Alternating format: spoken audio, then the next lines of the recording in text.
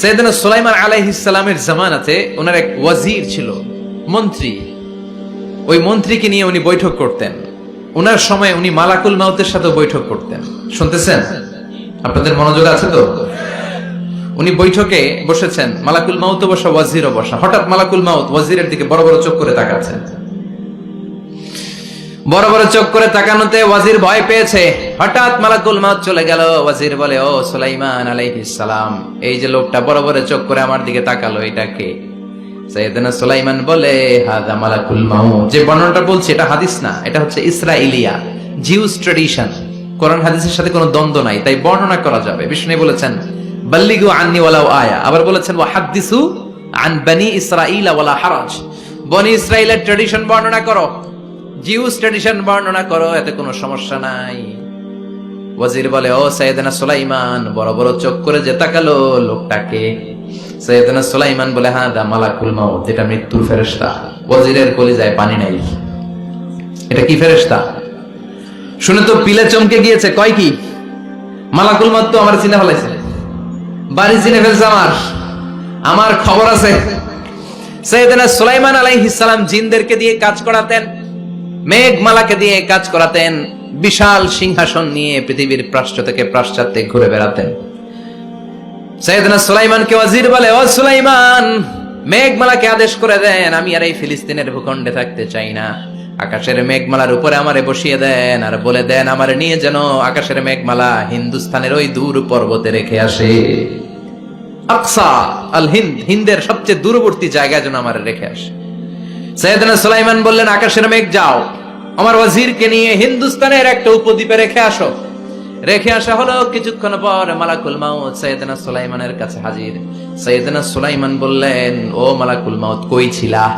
কই, একটু আগে হিন্দুস্তান থেকে আপনার ওয়াজিরের রূহ কবজ করে আসছি। সুবহানাল্লাহ পড়েন। এটা আবার কেমন কথা, তুমি ওইখানে গেলা কেন?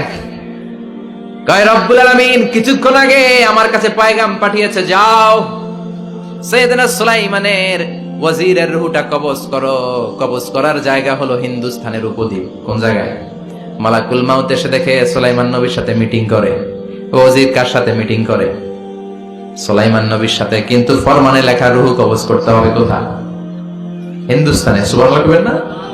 এজন্য বড় বড় চোখ করে আমি তাকিয়েছি, আর মনে মনে ভাবলাম, টাইম তো নাই, কারণ মৃত্যু তো অন টাইমে হতে হয়, এখনই ওর রূহ কবজ করতে হবে। কেমন করে ওইখানে যাবে আমি জানি না, আমি আগে চলে যাই।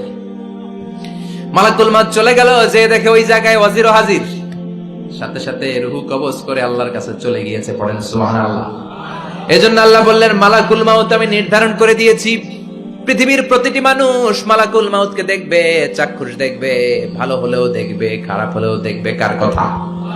ভালো মানুষ যদি হয়, আল্লাহওয়ালা যদি হয়, ইসলাম প্রিয় যদি হয়, ডানপন্থী যদি হয়, মৃত্যুর সময় মালাকুল মাউত আলা সূরাতি শাবিন আলা আহসানি সূরা, একজন যুবকের আকৃতিতে চমৎকার ধবধবে সাদা একটা জুব্বা পরে, জান্নাত থেকে জান্নাতি কাফন নিয়ে, হানুত মিন হানুতিল জান্নাত, জান্নাতের সুগন্ধি নিয়ে মুমূর্ষু রোগীর মাথার সামনে এসে বসে যায়, আর দেহটারে ইঙ্গিত করে বলে, ইয়া আইয়াতুহান নাফসুত তাইয়্যিবা, ও পবিত্র আত্মা।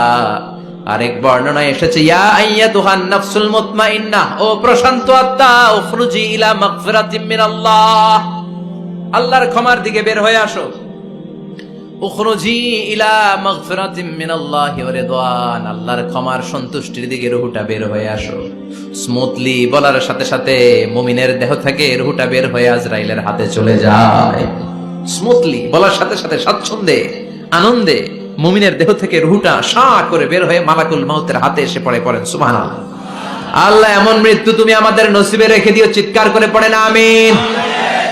আর যারা ইসলাম মানে নাই, আর যারা কোরআন মানে নাই, আর যারা দিন কায়েমের আন্দোলন করে নাই, দিনকে ভালোবাসে নাই, বাম আর রামপন্থী ছিল, নাস্তিক ছিল, ইসলাম বিরোধী ছিল, তাদের কাছেও মালাকুল মাউত আসে কি আসে না?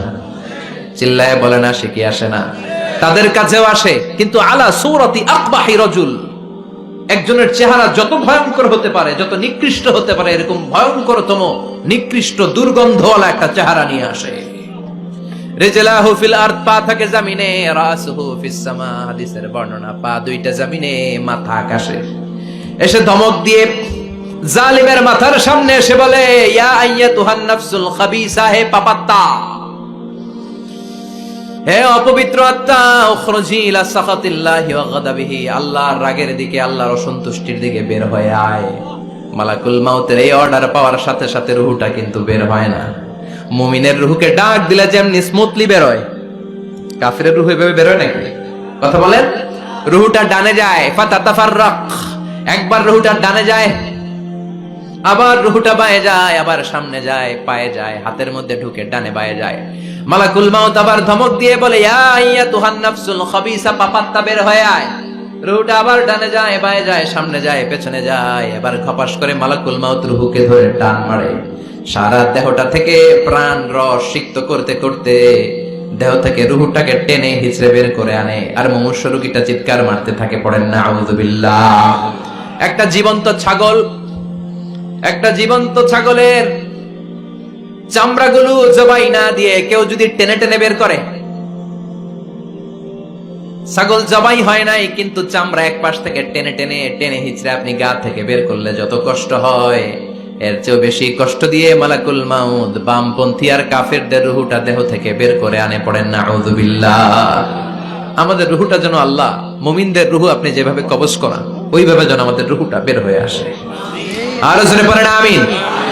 এজন্য আল্লাহ বললেন, বাল তুসিরুনাল হায়াতাদ দুনিয়া ওয়াল আখিরাতু খায়রুন ওয়া আবকা।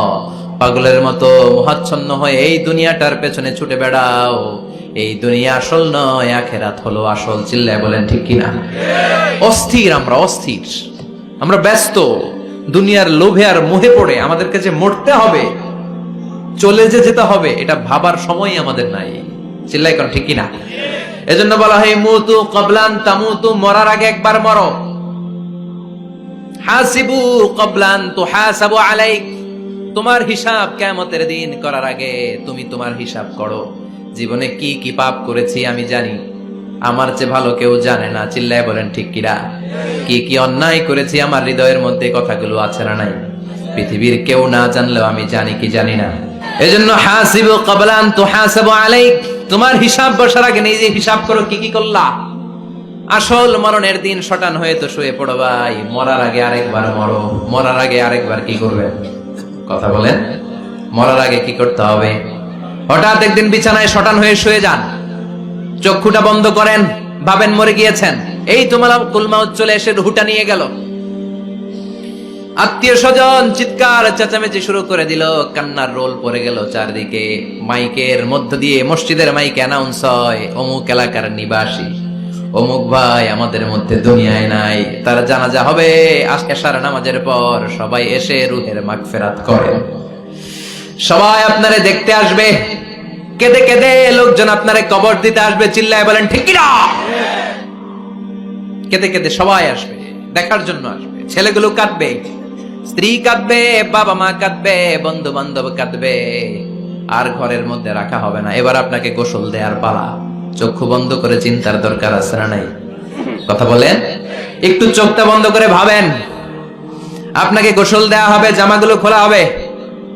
এত টাকা দিয়ে যে দামি গোসলখানা টাইলস লাগিয়ে ঘরে বানালেন, আপনার শেষ গোসলটা কি ওই দামি গোসলখানায় হবে? লাশ যেখানে ধোয়া হয় ওই জায়গায় ধোয়া হবে। আপনাকে কাফন পরানো হবে।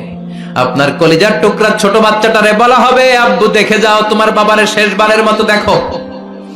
আপনার বাবা মা শেষবারের মতো একটা নজর দিয়ে আপনার চেহারাটা দেখে নিবে। বন্ধু বান্ধবরা শেষবারের মতো একবার আপনারে দেখে নিবে। জানাজার জায়গায় নেওয়া হবে। হবে না এই ঘটনাটা আমাদের? হ্যাঁ, হবে কিনা? হাজার হাজার মানুষ শেষ বিদায় দেওয়ার জন্য আসবে। চারটা তাকবীর দিয়ে ইমাম নামাজ শুরু করবে। আল্লাহু আকবার, আল্লাহু আকবার, আল্লাহু আকবার, আল্লাহু আকবার বলে নামাজ শুরু করবে। নামাজ শেষ। এবার পালকিতে করে কবরে যাওয়ার পালা। যেতেই হবে, যেতেই হবে। পালকিতে করে লোকজন নিতে শুরু করবে। কবরস্থানের ওই জায়গায় যেখানে মানুষ বছরে মানুষ না মরলে যায় না, ওই গহীন নিঝুম কবরস্থানে ঢুকানো হবে। পালঙ্ক থেকে নামিয়ে আপনার জন্য করে রাখা আগ থেকে কবরটার মধ্যে শুইয়ে দেওয়া হবে। উপরে বাঁশ দিয়ে ছাউনি, শেষবারের মতো সবাই দেখে বাঁশের ছাউনির উপরে মাটি চাপা দিবে, ঠিক কিনা? চলে যাবে সবাই, কেউ নাই, অন্ধকার, শুধু অন্ধকার। এই অন্ধকার যেন শেষ হতে চায় না। এই ঘটনা ঘটবে না আমাদের? কথা বলে ঘটবে কিনা? এজন্য মরার আগে এগুলো চিন্তার দরকার আছে না নাই? মরার আগে আরেকবার মরার দরকার আছে না নাই? এজন্য রব্বুল আলামিন বলেন, বাল তুসিরুনাল হায়াতাদ দুনিয়া ওয়াল আখিরাতু খায়রুন ওয়া আবকা। এই দুনিয়ার জীবনটাকে তোমরা আসল জীবন মনে করো, এটা আসল জীবন নয়। আসল জীবন হলো কবরের জীবন। চিল্লায় বলেন ঠিক কিনা?